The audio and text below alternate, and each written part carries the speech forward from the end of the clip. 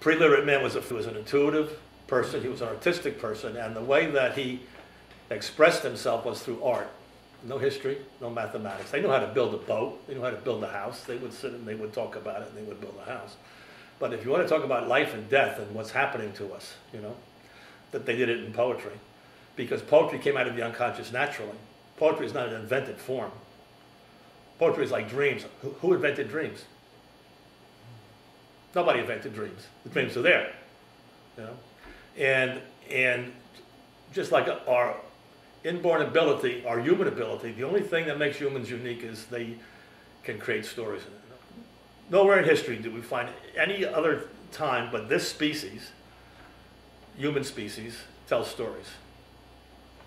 Well, I think that's one other difference between humans and animals or other forms of life, and that's that human beings are expected to and destined to evolve during their lifetimes. Animals don't do that. Right. Well, that's all a matter of once you create a story, which is a little world.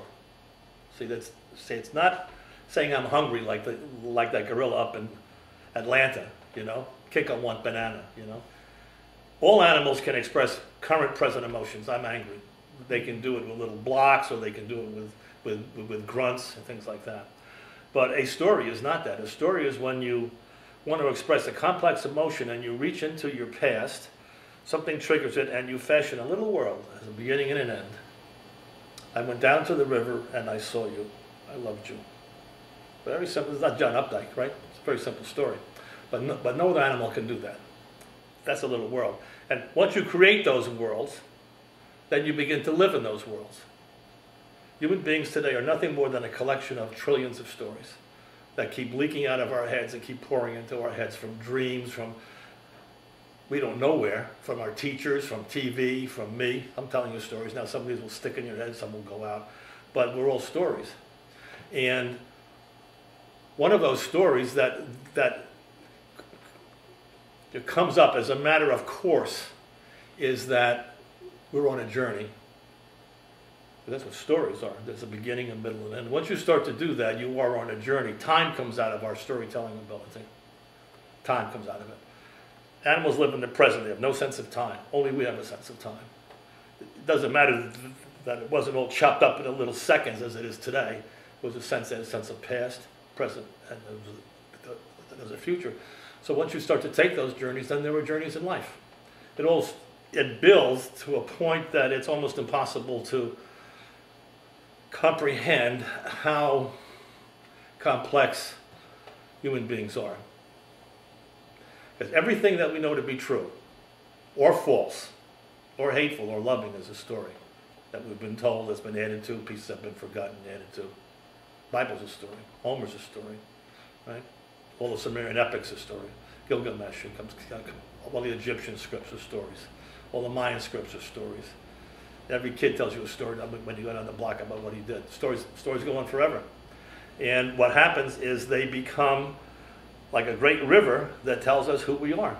And then some artist comes along, not as much today as we did in the past, when the only way to express yourself, there was no way of systematizing knowledge. There was no way of writing.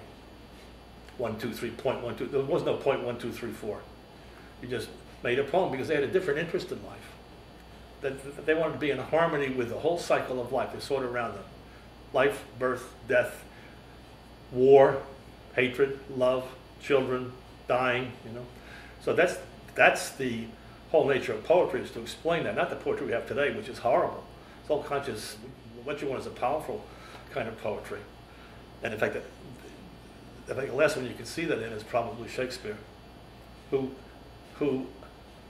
operated much like the pre-literate poets operated. Even though he was writing dramatic poetry, he was writing it. He just did it. The fact that he was writing it was secondary. It never erased. It just kept going. He just kept going, right? Yeah. So in that sense, it poured out of his unconscious. He had no self.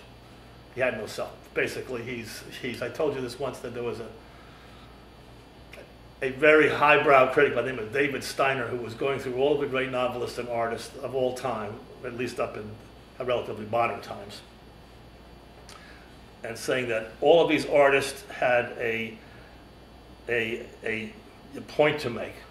There was a meaning to their work. You know, there was a message that was meant to carry. Until he got to Shakespeare, he says there are no ideas in Shakespeare. It's just the mirror to the world. Take it.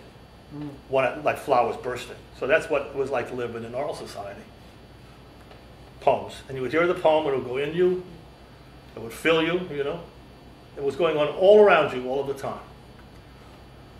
It wasn't just you turned it on, you know. It was going on all the time. You were doing it. The kids were doing it.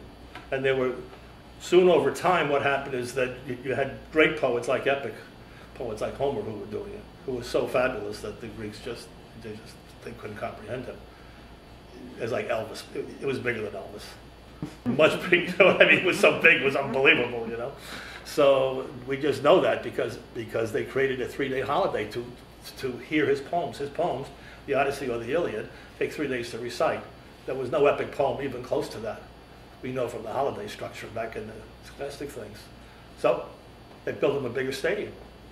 3 days. Guys brought their lunch, they sat down, and Homer would just go on, you know?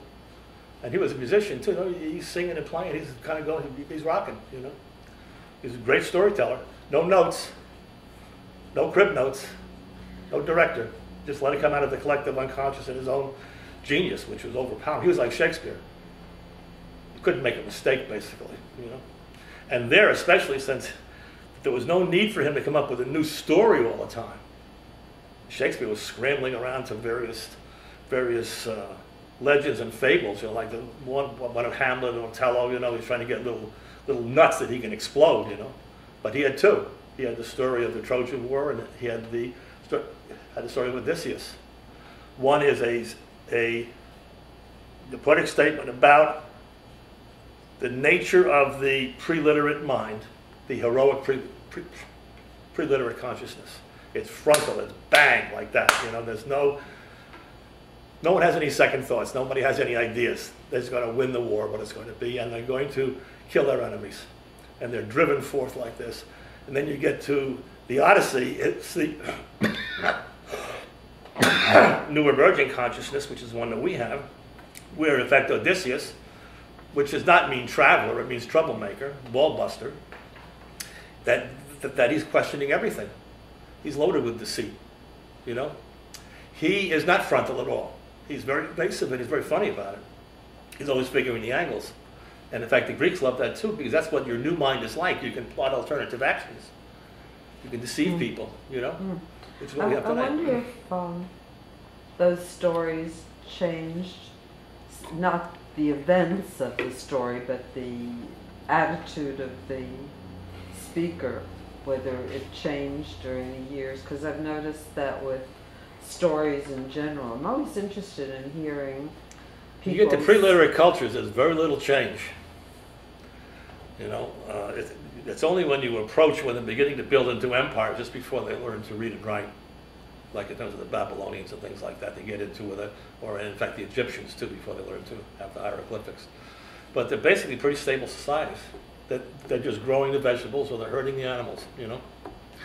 And that it's only when we see the emergence of reading and writing and we see the emergence of planned deceit, you begin to see walls around cities. So basically, they were living as the Happy Valley. It's the Garden of Eden, basically. That's what the Garden of Eden stands for. It's the pre-literate stage. Garden of Eden with a lot of wars, right?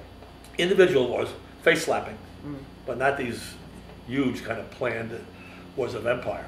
So that the pre-literate peoples, right up until the end, you can see in terms of the Greeks, they were just about on the edge of becoming literate. You sort of see the building of empires and in fact the building of armies, you know.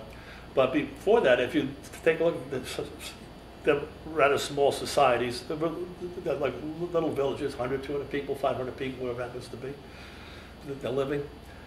Until you get a lot of trade between places, you don't see those cultures change. That there's no outside influences coming in. The gods remain the gods. The values remain the values. In fact, in a tribal society, before it becomes feudal, which is what you call the age of Achilles, you know, they have these little empires, they all have their little castles, and they're really criminals, basically, what they are. Like Odysseus, he will take what you have and he puts it in his house. They're all like basically, Yeah, I call that they're thieves, they're pirates, basically, is what they are. They're just, you know, age of pirates, and they're very skilled in warfare. They're just like the samurai, you know, what you got, I'm going to take, and that's the end of it. But in terms of things remain the same, there were probably thousands and thousands of stories of Troy. Because Troy happened 700 years before the time of Homer. It's a long time in oral society. There's no records at all. All you have is the oral poems from all of your predecessors, and you only hear your most current predecessors. So, you know, it's really like the ocean coming in. You only know what the ocean said to you yesterday. So you'll find that very slow moving because of that. And how a person was celebrated was how they told the story. There wasn't anything novel about the Iliad. Everybody knew the characters, right? It was Achilles, Hector, Helen, the criminal Paris, you know, running off with the women, you know, right? All that story. Okay, so that's the nature of that. The song was continuous. It was the same song, but we don't have that today. We place a real premium on novelty today. So that's what drives the arts. You have nothing that really moves you, or that, in the spiritual sense, comforts you. Great art like King Lear or Hamlet or the Iliad or the Odyssey comfort you.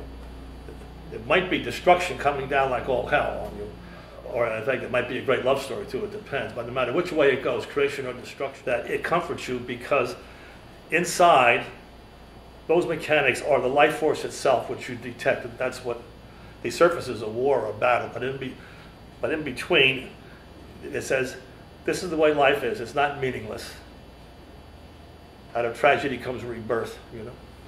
So that it comforts you. It doesn't agitate you. You might be crying, but you'll feel better. It's a catharsis. Well, thank you, Justin. Long and short of it. That was lovely, and I know you're a big painting person in the modern world, but that's just novelty. It's just driven by novelty. Everything has to be novelty. Whereas for about 700 years, from the time the Trojan War took place until the time of Homer, it was the same story about the same war.